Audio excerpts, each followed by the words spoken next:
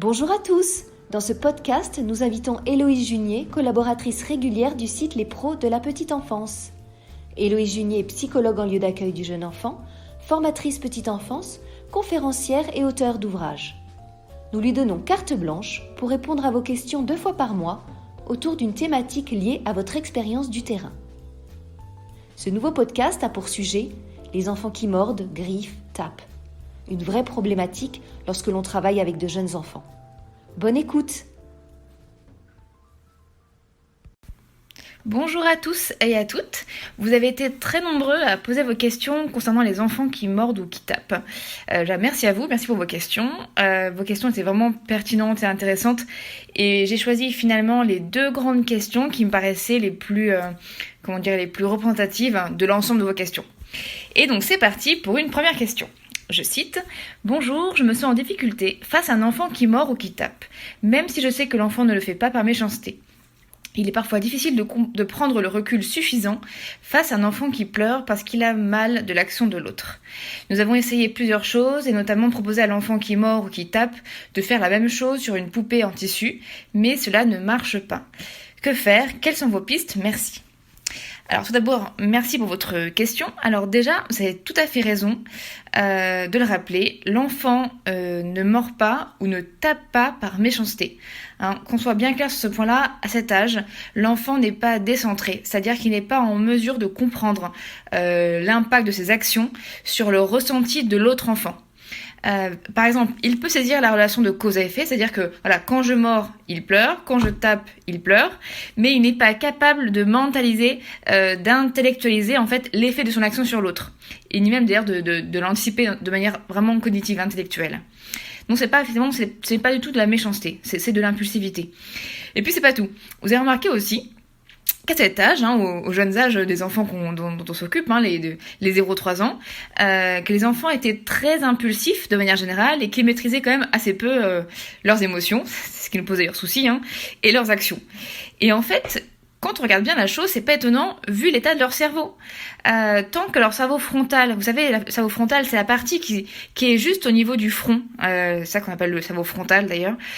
Tant que cette partie-là n'est pas mature, l'enfant ne sera pas pleinement capable d'être dans cet autocontrôle qui caractérise les adultes. Enfin, la majorité des adultes. Or, cette partie du cerveau frontal qui gère l'inhibition, l'autocontrôle, en partie d'autres choses, n'est pas pleinement mature avant l'âge de 30 ans. Autant dire que vous n'avez pas sorti de l'auberge, et eux non plus. Ça veut dire qu'un enfant de 2 ans, 3 ans d'âge, il lui reste environ 27 ans, 28 ans de maturation cérébrale avant d'arriver à un autocontrôle digne de celui d'un adulte, qui est bien dans ses baskets. Autant dire que la route est longue, la route est très longue. Ça pour vous dire que l'enfant ne fait pas exprès de mordre pour faire mal, ni pour vous embêter, c'est pas du tout ça. Et comme vous le dites très bien, ce n'est pas par méchanceté du tout, ce n'est pas non plus de la violence. Ce qui est en soi, du coup, une bonne nouvelle. Et ce qui est bien de dire aussi aux parents, c'est bien de les rassurer les parents. Parce que les parents, quand un enfant mord, ils pensent qu'il va avoir la carrière d'animal lecteur et des fois, les parents s'emballent parce que la morsure, ça fait très peur dans un monde d'adultes, bien évidemment. Mais si l'enfant a 40 ans, on s'inquiète. Si l'enfant a 2 ans, on s'inquiète pas. Ça fait partie de son package comportemental. Maintenant, passons à présent à la deuxième partie de votre question. Vous me dites que vous avez essayé, je vous cite, plusieurs choses et notamment proposé à l'enfant qui mord ou qui tape de faire la même chose sur une poupée en tissu, mais ça ne marche pas. Alors c'est très intéressant comme observation et effectivement, vous voyez cette technique de rebasculer le comportement sur un objet qui est pourtant quand même pas mal conseillée sur le terrain, dans certains bouquins aussi. C'est pas une bonne idée au final. Alors pourquoi? Je vais vous expliquer. Car en fait, en demandant à un enfant de taper ou de mordre une poupée, par exemple, quand il est en colère, vous créez dans son cerveau une sorte de raccourci neuronal qui dit « je suis en colère égale je tape » ou « je suis en colère égale je mords ». Vous le conditionnez à avoir un acte impulsif quand il est en colère. Oui, c'est un peu comme si vous disiez à un adulte quand tu es en colère, ne tape pas sur cet enfant, mais tape sur ce coussin. Donc vous lui apprenez donc à taper quand il est en colère. Autant dire que c'est pas l'idée du siècle, parce qu'imaginez bien, le jour où l'adulte, il est en colère contre son patron, l'idée c'est pas qu'il défonce une porte avec un coup de poing, mais plutôt qu'il arrive à s'autocontrôler. Donc on va plutôt apprendre à l'enfant à avoir des gestes moins impulsifs, à plus s'autocontrôler, plutôt qu'à tabasser tout ce qui bouge en fait. Humain et non humain, c'est un peu l'idée. On tend vers ça à l'âge adulte en tout cas, la majorité d'entre nous. Donc à la place, il serait plus pertinent, peut-être éventuellement c'est une piste, de lui montrer comment on entre en contact avec l'autre. Dès que l'enfant par exemple se met à taper, vous pourrez prendre sa main et lui montrer comment on caresse l'autre enfant. Et vous lui répétez avec tendresse, stop, là, non, tu caresses Léonard, tu le caresses, oui, comme ça, c'est bien, tu le caresses. En fait, vous le conditionnez à avoir un comportement affiliatif à ce moment précis pour entrer en contact avec l'autre. C'est ce qu'on appelle, vous voyez, de la guidance physique. Vous prenez la main de l'enfant et vous le faites avec lui, et vous lui montrez aussi par imitation. Et après, l'idée, en fait, c'est qu'il le fasse de lui-même quand il interagit avec l'autre. Après, tout dépend bien sûr de la raison de la morsure. Il y a tellement de raisons que c'est difficile de généraliser. Et puis si sur le moment il est en colère, si l'enfant il mord parce qu'il est vraiment en colère, que son cerveau est sous stress, dans ces cas-là, mieux vaut le prendre dans vos bras et l'inciter à se décharger de sa colère dans vos bras plutôt que sur l'autre enfant. C'est économique pour tout le monde. Alors là, à ce moment-là, concrètement, physiquement, vous prenez l'enfant dans vos bras, non pas pour le punir bien sûr, ni pour l'isoler du groupe, c'est pas ça l'idée, mais vraiment c'est pour l'aider à se détendre. Alors là, j'imagine que certains d'entre vous vont me répondre à travers les ondes du podcast, on va me dire mais on va quand même pas câliner un enfant qui mord, mais il le mérite pas, mais c'est quoi ce conseil de psy Bah si, en fait en réalité l'enfant il le mérite, il en a même vraiment vraiment besoin. Pourquoi ? Parce qu'en fait c'est simple, il le mérite parce que s'il est en colère, c'est parce que son cerveau est sous stress. Or, un cerveau qui est en stress, c'est un cerveau dans lequel se sécrètent des flux abondants d'hormones de stress, ce qu'on appelle le cortisol. En partie. Et donc, si vous voulez freiner la sécrétion de ce cortisol-là, si vous voulez diminuer le rythme cardiaque de l'enfant, sa respiration, sa tension artérielle, et donc vraiment le détendre d'un point de vue physiologique et psychologique, il faut lui apporter l'antidote du cortisol, à savoir l'ocytocine. L'ocytocine qui est, rappelons-le quand même, l'hormone du lien social, de l'attachement, et qui a un pouvoir magique, celui de détendre le cerveau de l'enfant. C'est comme un petit peu un anxiolytique, c'est comme un petit Lexomil pour enfants. Bien sûr, on ne donne pas Lexomil à l'enfant, bien évidemment. Donc conclusion, s'il est mort, c'est parce qu'il est en colère, à ce moment-là. Donc dans ce cas-là, vous le prenez dans vos bras, vous l'invitez à se décharger dans vos bras, tout en caressant sa peau, pour bien favoriser la sécrétion de cette hormone précieuse qu'on appelle l'ocytocine. Et il y a des chances qu'à ce moment-là, l'enfant devienne aussi cool qu'un petit Bouddha qui médite et qui morde moins les autres enfants par la suite. Que demander de plus ? C'est tout ce qu'on voulait. Maintenant, passons à la deuxième question. Alors, c'est une deuxième question que j'ai choisie parce qu'en fait, elle a plein de questions dedans, donc je pense qu'elle va répondre à la majorité des questions en fait que vous vous posiez vous-même de l'autre côté de votre écran, là, vous qui m'écoutez. Donc, je cite la question. Bonjour, assistante maternelle depuis près de 10 ans. Tous les enfants mordeurs, entre guillemets, la dame dit mordeurs, accueillis, arrivaient à la maison après leur première année de crèche. J'ai beaucoup lu là-dessus pour observer ce qui cloche, mais je ne trouve pas. J'ai pu remarquer qu'ils mordent toujours le même enfant, le ou la plus jeune, qu'il n'y a pas de chamaillerie pour un jouet à ce moment-là, pas non plus d'excitation visible ou de câlin qui dégénère. Et enfin, je me rends bien compte qu'ils comprennent l'interdit car ils mordent à chaque fois quand je suis occupée. Ou qu'ils me pensent occupée, par exemple quand je débarrasse la table, quand je fais les transmissions avec d'autres parents, adultes, etc. Et si je croise leur regard juste avant, ils changent d'intention. Et là, il y a 3 questions. Est-ce qu'il y a une raison pour que les enfants arrivant de collectivités mordent plus que les autres ? Y a-t-il une méthode miracle ? Et que dire aux parents de l'enfant mordu ? Merci d'avance, Aurélie. Alors, bonjour Aurélie, si vous nous écoutez, et merci pour votre question, plutôt pour vos questions. C'est vrai je pense qu'elles englobent bien l'ensemble des questions qu'on se pose. Alors, tout d'abord, vous faites une observation vraiment pertinente. Vous nous dites que, et là je vous cite, « Ils mordent à chaque fois que je suis occupée ». C'est un constat très très intéressant. Et d'ailleurs, c'est aussi le constat que je fais souvent dans les crèches.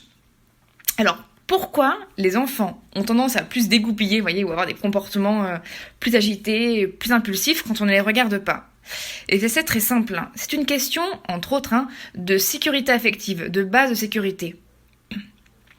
La place et la visibilité de l'adulte ou des adultes au sein d'un espace va influencer massivement la qualité des interactions entre les enfants, mais aussi leur type de jeu. Vous voyez, comme le dit Anne-Marie Fontaine, que vous devez connaître, les adultes sont des phares pour les enfants. Et les enfants jouent et interagissent plus posément, plus tranquillement, plus sereinement dans les espaces qui sont éclairés par le regard des adultes. Vous voyez, la théorie de l'attachement nous explique que le jeune enfant a besoin de rester en lien, au moins par la vue, avec l'adulte, qui est son porte-avions, sa base de sécurité. Et c'est un lien invisible. Or, quand ce lien invisible se rompt, par exemple quand l'adulte a une transmission avec les parents, quand il va faire chauffer un biberon, quand il va répondre au téléphone, par exemple, et bien là, le cerveau de l'enfant se met à stresser. Parce que c'est comme ça, c'est pas choisi, c'est instinctif. Et le comportement de l'enfant devient alors plus impulsif. Là, il va pouvoir taper, se mettre en danger, pleurer, prendre un feutre rouge et crayonner sur toute la bibliothèque blanche avec grande impulsivité. Vous voyez, en fait, il va rechercher, coûte que coûte, la présence de l'adulte. C'est pas pour faire exprès, pour embêter l'adulte. C'est juste qu'instinctivement, il a un comportement impulsif et il a besoin de retrouver la présence de l'adulte. Et comme le dit d'ailleurs très bien, très joliment je trouve, ma collègue et amie Josette Serre, il y a plusieurs types de phares. Je trouve que c'est une très belle image. Le phare allumé, vous voyez, c'est l'adulte qui est bien présent, qui est adapté, qui regarde les enfants en train de jouer, qui les observe avec bienveillance. Il y a le phare éteint, c'est l'adulte qui s'est carapaté, c'est l'adulte qui est parti, qui a quitté la pièce, qui est parti répondre au téléphone par exemple, qui est parti dans la cuisine. Il y a le phare aussi clignotant.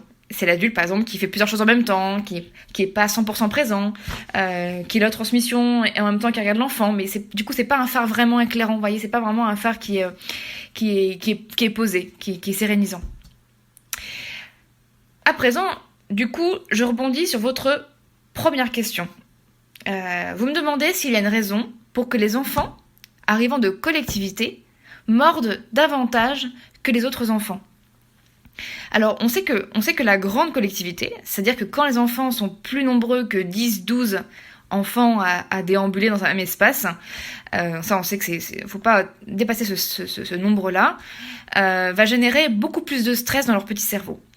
Ce qui veut dire qu'une partie de leur comportement risque d'être davantage générée par leur cerveau archaïque et être plus maladroit, plus agité, plus impulsif, voire plus agressif, bien sûr. Et c'est pareil pour nous, vous voyez. Par exemple, nous, on aura tendance à être plus impulsif et plus agressif, par exemple, dans le métro parisien, à l'heure de pointe. Typiquement, vous voyez, pour les Parisiens, la ligne 13, c'est l'horreur suprême pour notre cerveau d'adulte, pourtant on est quand même mature et bien régulé. On aura tendance à être plus agressif dans la ligne 13, dans le métro parisien, quand on est confiné avec nos congénères parisiens, que dans notre salon, par exemple, en toute intimité, quand on est avec notre conjoint ou notre enfant. C'est pourquoi on peut rencontrer plus de morsures en crèche collective, et dans le métro parisien, d'insultes par exemple, métro parisien, que chez une assistante maternelle, par exemple. Voilà, c'est typiquement, c'est sûr, parce que l'environnement n'inclut pas du tout la même source de stress. Et voyez, dès lors, en plus, l'apprentissage se faisant quand même par imitation, les enfants s'imitent les uns les autres, ils apprennent aussi de leurs comportements respectifs. Certains enfants peuvent apprendre à décharger leur tension ou à entrer en contact par la morsure, par les coups, en observant d'autres enfants le faire. Mais cela dit, ce serait trop simpliste de dire que c'est que la faute de la crèche, bien évidemment. La crèche n'est pas la seule explication, bien sûr. C'est aussi une question de rencontre, c'est une question de tempérament, de sensibilité, de contexte. Il y a des enfants en crèche qui ne mordent jamais et d'autres qui sont chez une asthmate et qui mordent beaucoup. Voilà, il y a une grande variabilité sur le terrain. C'est ce qu'on aime d'ailleurs dans la psychologie de l'enfant, c'est qu'il n'y a jamais une réponse facile pour tout. C'est ce qui nous anime. Donc voici pour cette réponse-là. À présent, passons à votre deuxième question, qui est aussi très intéressante. Vous me demandez s'il y a une recette miracle, un miracle entre guillemets, pour arrêter les morsures. Alors, malheureusement, j'aimerais bien, mais la réponse est non. Et quel dommage, voyez-vous, si cette méthode existait, il n'y aurait plus de morsures dans les crèches. Et d'ailleurs, on n'aurait pas consacré un podcast à cette question et vous n'auriez pas été aussi nombreux à poser vos questions. Donc non, il n'y a pas de recette miracle. C'est bien plus complexe que ça, mais par contre, il y a des pistes qui fonctionnent pas mal, je trouve, sur le terrain. Petit temps, je vais juste proposer 3 pistes.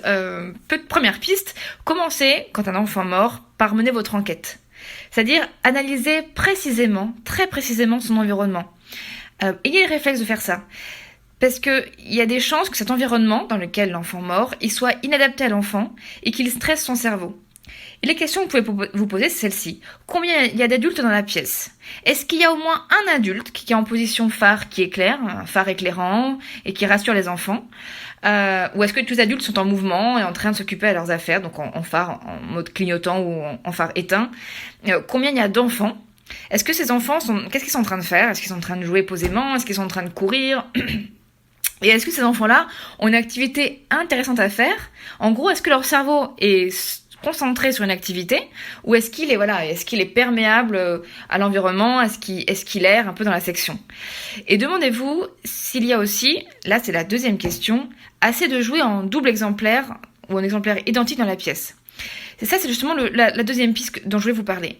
On sait que beaucoup de conflits entre enfants sont générés autour des jouets. Ça arrive. Ça arrive très souvent. Un enfant veut prendre le jouet d'un autre enfant, qui est dans les mains de l'autre enfant, parce que le jouet qui est dans les mains de l'autre enfant est bien sûr beaucoup plus sympathique et attractif que le jouet qui est au sol. Ça serait trop simple sinon. Dans ce cas, vous voyez, c'est pas l'agressivité en tant que telle, mais c'est une manière de s'identifier à l'autre enfant. Parce que les enfants interagissent, entrent en relation en s'imitant les uns les autres. Or, pour s'imiter, il faut un jouet exactement du même exemplaire, exactement de la même forme, de la même couleur, de la même taille, avec les mêmes détails. Donc anticipez, prévoyez un nombre suffisant de jouets identiques, même forme, même couleur, même petits détails, voyez, sur le coin du jouet, pour favoriser des épisodes d'imitation entre enfants. Et les enfants auront ainsi plus de chances de s'imiter, donc d'entrer en relation en s'imitant, ce qui est typique de leur tranche d'âge, et du coup il y aura moins de risques de morsures. C'est vraiment une manière efficace de limiter déjà un bon nombre de morsures. Et enfin, troisième piste, comme je vous le disais dans la question précédente de ce podcast, qui a été posée par votre collègue, si un enfant mord ou il tape un autre enfant, c'est aussi peut-être parce que il est en stress et que l'un de ses besoins fondamentaux est insatisfait. Dans ce cas, prenez le temps de le ressourcer, cet enfant qui mord, par un câlin. Même si ça vous paraît fou, c'est vraiment une stratégie hormonale extrêmement efficace. L'ocytocine qui sera délivrée lors de ce rapport humain chaleureux et tendre va agir un peu comme un anxiolytique pour son cerveau. Ça va être un peu comme un anti-inflammatoire de son cerveau. Et vous voyez, l'important c'est vraiment de prendre soin de l'enfant qui a été mordu, bien sûr, mais aussi de l'enfant qui a mordu. Car si on ne prend pas soin de l'enfant qui a mordu, il risque de recommencer parce que son cerveau n'aura pas eu de réponse à ce dont il avait besoin. Et j'en profite du coup pour répondre à votre troisième et dernière question, ma chère Aurélie. Que dire aux parents de l'enfant qui a été mordu? Alors, c'est vrai que c'est une question aussi qu'on se pose beaucoup. Alors déjà, le mieux est d'anticiper, j'ai envie de dire, de leur dresser un tableau dès qu'ils arrivent en crèche, ou alors dès qu'ils arrivent chez vous, en tant qu'assistante maternelle. Et le mieux est de parler du risque de morsure dès la réunion de rentrée, pour ne pas que les parents soient surpris que ça arrive. Et puis vous pouvez expliquer aux parents tout ce que je viens de vous expliquer dans ce podcast, c'est-à-dire que quand les parents comprennent que la morsure, c'est pas un acte de méchanceté, c'est pas de la violence, que les enfants qui vivent vraiment dans le moment présent ne sont pas traumatisés, comme nous on pourrait l'être par cette morsure, et ils le vivent mieux. Vous pouvez leur dire aussi que vous allez analyser plus précisément le contexte dans lequel ces morsures vont survenir pour éviter que ça se répète trop souvent. Vous ne pourrez pas arrêter toutes les morsures du lieu d'accueil, mais vous pourrez faire en sorte qu'elles soient moins nombreuses. Et le parent, ça le rassure déjà de savoir que c'est pensé et c'est pris en charge. Voilà, écoutez, j'espère que ces informations vous auront aidé, tous et toutes qui m'écoutez. Je vous souhaite une bonne semaine et à bientôt pour un prochain podcast.